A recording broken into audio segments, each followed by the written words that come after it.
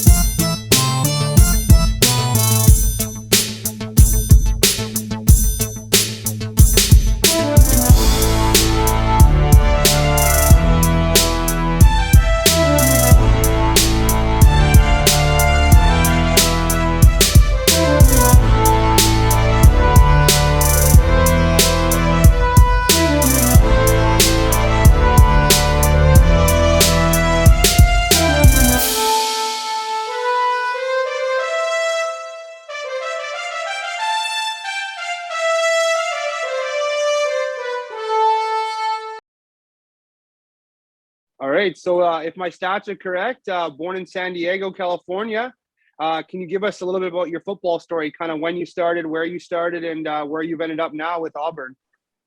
Okay, so a little bit about my football story. I started playing football when I was 6 years old. Just how I got into it. It's actually a crazy story how I first started playing football. We're in a grocery store, and me and my mom were just shopping. I don't think it was just me and my mom that day. None of my brothers were with me. I was just running around, and I had gotten yelled at. We were in I forgot what aisle. I think we're in the drink aisle, and I was throwing a Gatorade around or something. And my head coach, my first head coach, Coach Hayes, was in that same aisle, and he was like, "Does he play football?" And my mom was like, "No, he doesn't. I don't really have." She just really didn't know anything about it at the time, so. He just gave her all our information. They traded numbers, and I can't even lie to you. Probably that same weekend, we were in a Dick's Sporting Goods buying a helmet and shoulder pads and everything. So that's just a crazy story that no one really knows. But yeah, that's how I started playing football. Coach Hayes I guess he just said he's seen something in me, and he just had to ask my mom for some reason, and been playing ball ever since. And I never missed a season. At first I didn't like it. I feel like that's how kind of everyone is with sports. When you first get into them, you kind of don't know. But I just fell in love with the game and just been playing it ever since. Once Little League got older and just gained a lot of IQ through the game, just fallen in love with it, just never stopped playing it. So I was just able to just learn so much from it. And that definitely helped me like with my game today, just as far as my IQ standpoint, just because we learned the game just at such an early age. So being able to like use that and everything I learned, it wasn't like I didn't have to keep learning it as the levels went up. I just was able to just add on to my bag. So as far as like high school and stuff, man, it was just a whole different level. Really struggled in the classroom my freshman and sophomore year. Kind of came back to hurt me my senior year when it went towards getting ready to qualify for NCAA. So, JUCO became the route that I was taking. And I just made sure that, that wasn't the same mistake I made as in high school, and just, put together 2 really good years in JUCO and was able to, 6 games into my freshman year, I got that first call from BYU, and then, man, it was just crazy. I just had the tape to go behind, what everyone was hearing. And then, man, all the accolades started rolling in. And then as far as getting to Auburn, they had me at the Iron Bowl. And that was probably the greatest experience, like football. Like I still can't put it into words. Like I get goosebumps talking about it. It was just a crazy experience. I loved it so much. And I was ready to do it after the visit, but I was just like, I just felt like after talking to my parents, we should just wait it out and go see a couple more places and finish taking my visits. But man, after taking those visits, I didn't get another feeling from another school like I got from Auburn. So, and then as far as the coaching staff, and man, I don't know, you can't beat a DB coach that's been in your situation before. So, I mean, just that relationship that I've built with Coach Etheridge is just like, man, like we this tight, and as far as coach and all the coaches on the staff. So, man, that's my decision on Auburn, and that's a little bit about my football history right there. Sweet, and that's a pretty unique story. I mean, about the grocery store. I like that one. Yeah, no, that's crazy. That one's definitely gonna be the one that everyone, like, no one really understands. I don't really tell a lot of people about that, but that's how you got to take it back, as to how everything started. That's your draft story. Yeah, for sure. Yeah. Did you excel at any other sports growing up? So yeah, I got into always. My mom kept me busy after she realized I loved football. So played basketball and ran track really, and then fell in love with track. I've actually was able to be blessed to attend the Junior Olympics 3 years in a row, just qualifying for long and triple jump. So I fell in love with long and triple jump, and I was, led the region. I think my PR in long was 23.6 in the long jump. My junior year, we didn't get a senior year, which I was really sad about. I was going for that 24. And then in triple jump, jumped the 43.6 as well. Like the numbers are kind of similar as far as like, yeah. So just being able to, I fell in love with it, and man, I'm still sad about my senior year. I wanted to see those numbers, but I mean, I guess we'll never know. But those junior jumps are crazy. So it's definitely something I'm proud of. And any nicknames? That's almost Olympic qualifying, isn't it? Yeah, it's pretty close. Yeah, no, yeah. It definitely was like jumping it was crazy. Like I felt it, like, and everyone felt it. So it was just like, I just wish I got my senior year to do it. Jeez. And any nicknames? And what's your favorite jersey number and why? Nicknames. As far as nicknames, people just call me Key. Like Key is just super short and just super simple. And I don't even know who started calling me Key. I don't even remember, but it's just stuck with me. So everyone calls me Key. And as far as jersey numbers, I really like 11 is like a branded Keionte number, I guess you can say. Just like, I started wearing it my freshman year in football. Like that was when I really started taking football serious, and I chose 11, and then I just been on 11. And then my last JUCO year I put on 1, and I like 1 and 2 also. So 11 and 1 are like two of my numbers that I really like got meaning behind them. And what's one aspect of your game you're looking to improve? As far as improving my game, I'm always looking to improve. I feel like going to the SEC, I feel like I need to be ready to just be real technique sound. As far as like, I feel like I'm gonna win a lot of my battles just being technique sound, and just harping on the technique of things. Because if you got technique, and you can guard anyone in the world. So as far as technique, I feel like you can always get faster, bigger, stronger, those things. And then really just being able to win mentally. Like I feel like I just want to be able to break down film in a way where I'm mentally prepared for whatever the receiver is bringing towards me. So just mentally, just being able to catch up to that next level of where I'm going, just being able to be mentally prepared to play in the SEC as far, if that makes sense. Yeah, absolutely. And you clearly got the hops. So yeah, for sure. And have you always been a cornerback? And who would you say you mirror your game after or try and play like? Okay, yeah. So I've actually played both ways my whole life until my freshman year of college. So it's like my freshman year was kind of weird. Like I didn't feel the same. My game, I even felt it in my game a little bit. Like just as far as like my hands and my like timing on the ball kind of went down a little bit. But I was able to figure that out early. Like I sensed it, and I just started like running routes with the receivers after practice because I was like, it was just weird. So yeah, I think just being able to play both ways was I don't know, it just helped me my game a lot. And then as far as my game right now and who I try to mold it by is Jalen Ramsey. Like just being as versatile as him, I kind of pride myself on being versatile, being able to get moved around a little bit, you know, being able to, you know, just give coaches that ability to, you know, being able to get those matchups. And if we needed to, being versatile is like Jalen Ramsey, like playing in the slot this year opened my eyes up so much. And just seeing him dominated, not just getting put in the slot because he's one of those guys, but seeing him actually being able to cover those guys in the slot and just his confidence and how he plays and wanting to tackle is something I pride myself on too. Like you gotta want to be able to get in there and get. Sometimes you gotta play in that box sometimes, and I pride myself on that too, being able to come up and lay some wood because I feel like when guys see corners, they're like, oh, you know, he don't want to get in there, he don't want to get his hands dirty, and I pride myself on, you know, like I said, getting my hands dirty. So I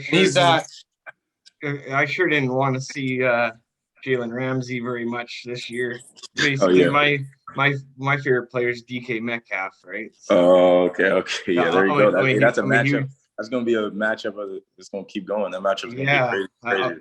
I'm a Seahawks fan, so Metcalf's my favorite. So twice a year he's got to match up with Ramsey. Oh yeah, and he's definitely one of the best in the game. And I mean, he did beat my Bengals in the Super Bowl, but I just wish Burrow had that extra second because Chase beat him on that last play and he was gone. Hey, you know what they say. Sometimes you just gotta throw off the timing a little bit and let your D line get home. So I mean, the DB position. I mean, if that ball got off, you know, you never know. We'll never know. No one ever knows. But exactly, I feel like his D line did their jobs at that time. You know, Aaron Donald, the GOAT, got home, and the rest is history. Good. That's right. We can let Mike sit on that and think about that now. Like I sit on Lynch not running the ball. Like, no, that football play is like, even at a young age, I was wowed by that. Like, I could have called a dive or a zone read on that one. I mean, I could have scored. Yeah. Not for real. And do you have any pregame rituals or routines? I know, like, I'll give you an example. One guy we had on, a football player, he blew a balloon up with a straw. Some guys change their laces every game. Some guys eat bananas before every period. There's all different things we get. So my pregame ritual, kind of, I like to wake up. I never could sleep. Like, I can't even lie to you guys. Since I've been playing football, every game, like, it's you can whatever we want to do, we can fact check it with my mom and everything. Since I was little, I wake up at like 4:00 in the morning every game day. Just can't sleep. And it's just natural. Like, my body just wakes up, and then I just have to stay calm. So I just trying to keep myself calm all day. I just listen to real calm music. I have to listen to calm music until like we get in the locker room and like I'm taking my stuff out of my bag. Like, that's when that's when all the, you know, the stuff that turns me up comes on.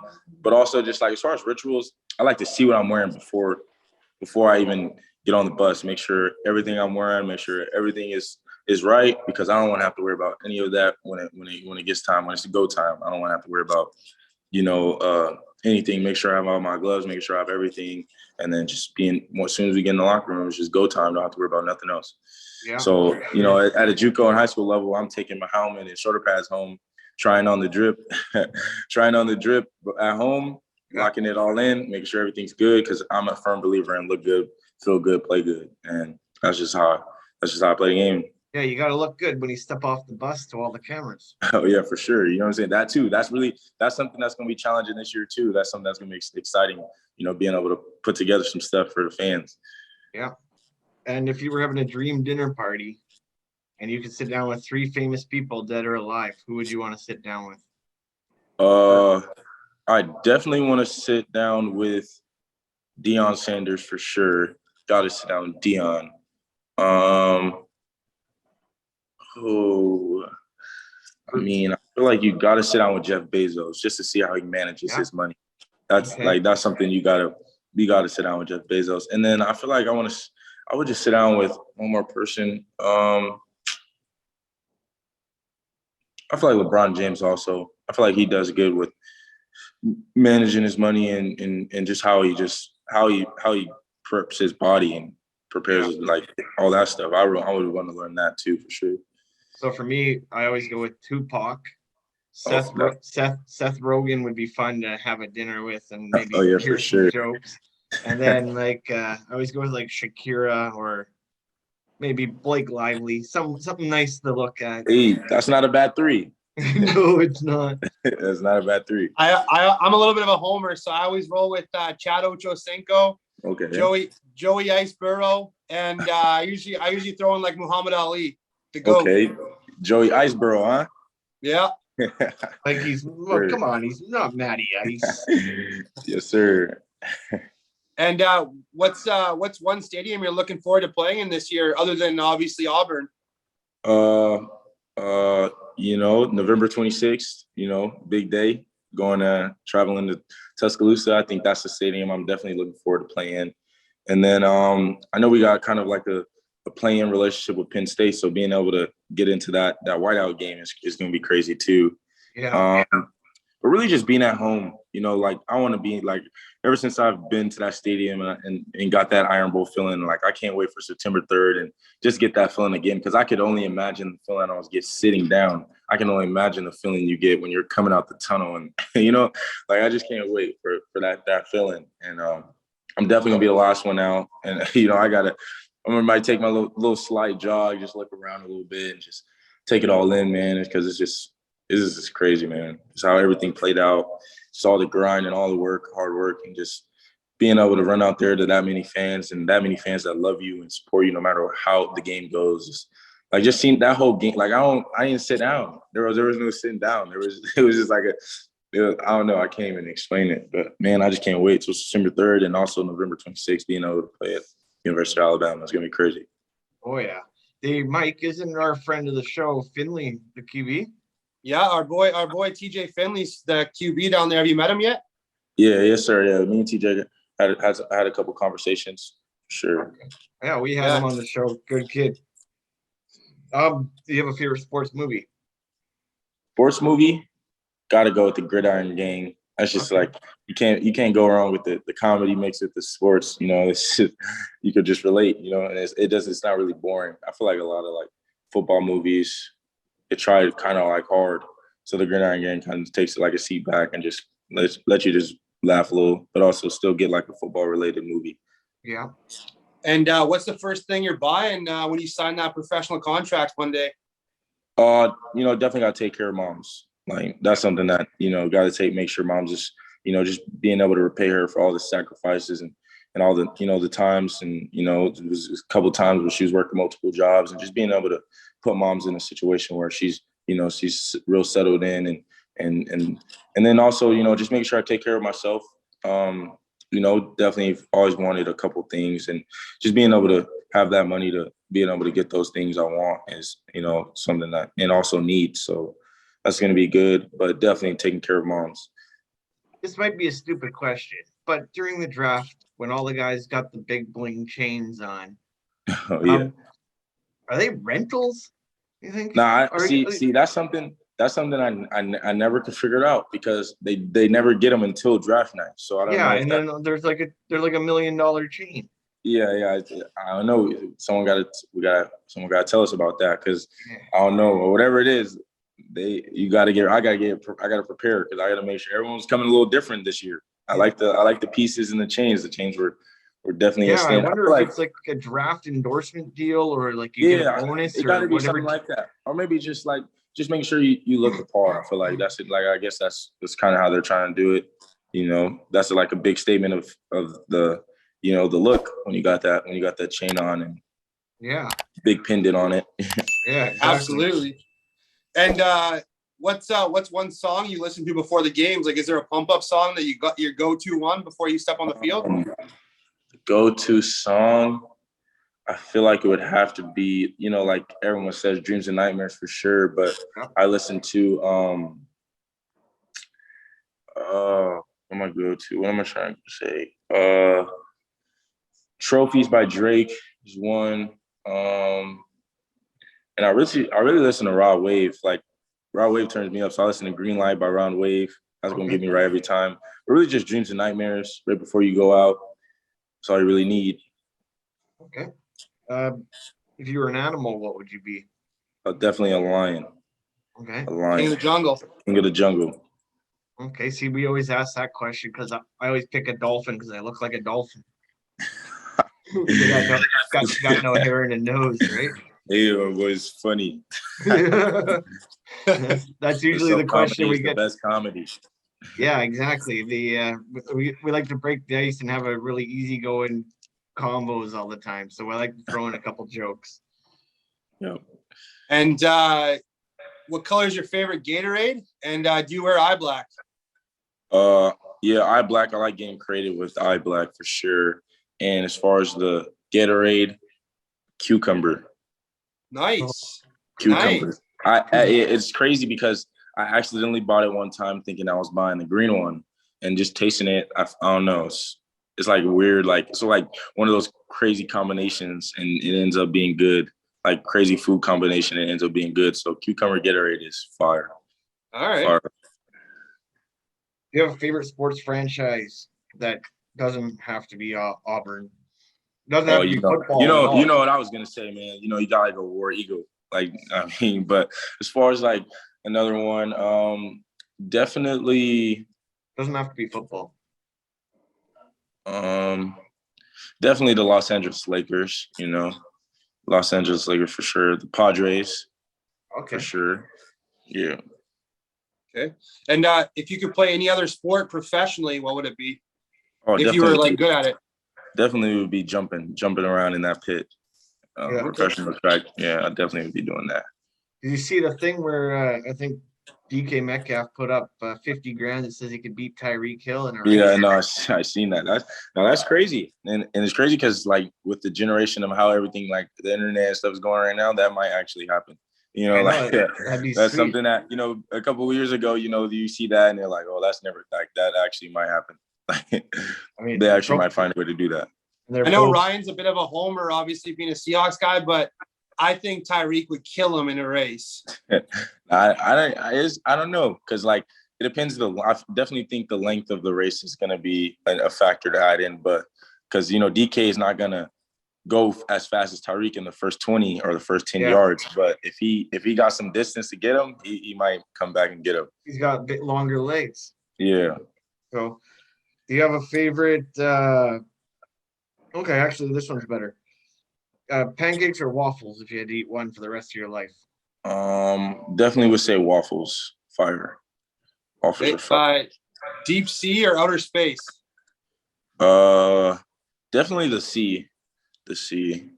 Went to Hawaii recently in Honolulu. So dude, I'm going there on Friday for 10 days. Man, just soak it all in. I'm telling you, it's gonna go by fast, but just that experience, man, I got to go back soon for sure because the experience was just crazy.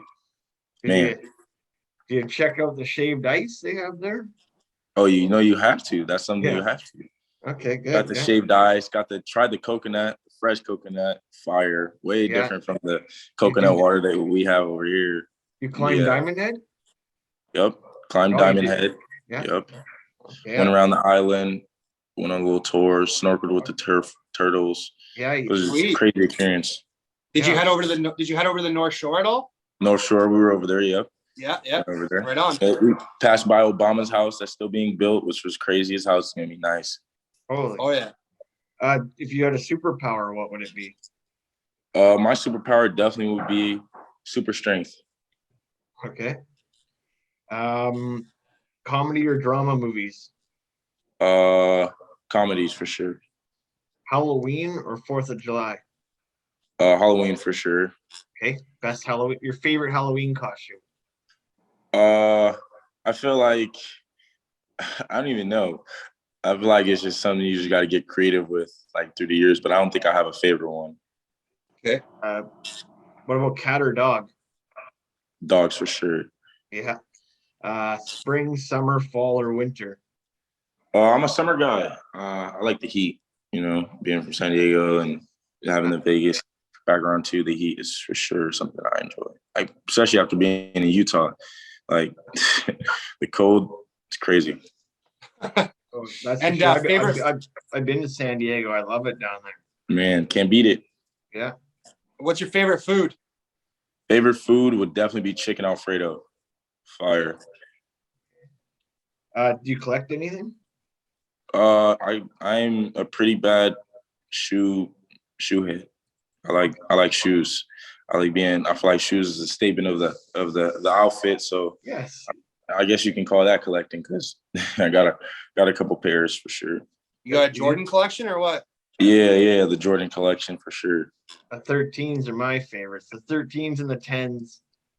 That's crazy because that's like the ones you wouldn't think. Like 13s and the 10s are like ones you can, very like, I don't know, they're not everyone's favorites, but they're definitely fire kicks. Yeah, I got them. I got the same two models. There's the only two models that I like, and I have them in like 4 different colors of each one. There you go. That's how you do it right there. Because your shoes got to match the hat, and your hat's got to match your tie, and your tie's got to. There we go. Everything, right? You got to tie it all together. Gotta go down the list. Yeah, you got to tie it all together. What's one thing you're really looking forward to as like a goal that you want to set? Yeah, so I definitely took the time to set some goals, and to be honest, I just want to be able to, contribute to the team, however that looks, and then also, personal goals. I set the goal to, to snatch 4 balls out the air this year. Yeah. Also want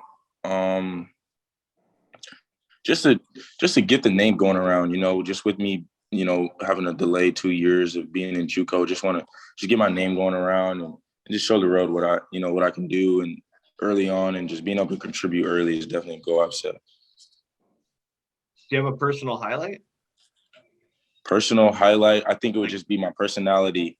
I never really try too hard. I'm just, just talkative sometimes. And once I open up, I'm talkative, but I really just be quiet, sitting back, observing. I'm an observer. Okay. I like to see everything, know what everyone, just observing. And if a scout or GM were to ask, can you describe your game for people that don't know? Man-to-man corner. Love the matchups. Love to tackle. Technique sound. I love, being able to change my techniques up on the receiver. And then I feel like just a ball player. Like there's never going to be a time where you'll see me jogging around. Like even if the ball is not coming my way, I'm trying to get involved. I always want to be involved. Like my trainer calls it, I always want to be in the camera. I always want to be in the camera. So if you watch the game tape, I want you to see just me popping up every other clip. I want to be in the camera. And once you hit that pick 6 this year, are you doing the gritty or what's the TV celebration? Definitely got to turn the fans up. You got to drop the ball as soon as you get in the end zone and just give everyone that moment. Wave the crowd up and might hit a little gritty out of the sideline. I never really want to get that penalty. I don't think Coach Archie would like that 15. So I definitely just think I would just get off the sideline and just get to the bench, rip my helmet off, and just turn the fans up. Yeah. Right. Yeah. I just want to thank you so much, Keionte, for taking the time for us today and coming on and chatting with us. Obviously, we're huge fans of you. We're huge fans of Auburn football, and we wish you best of luck this year. And you got fans in us for life. That's for sure.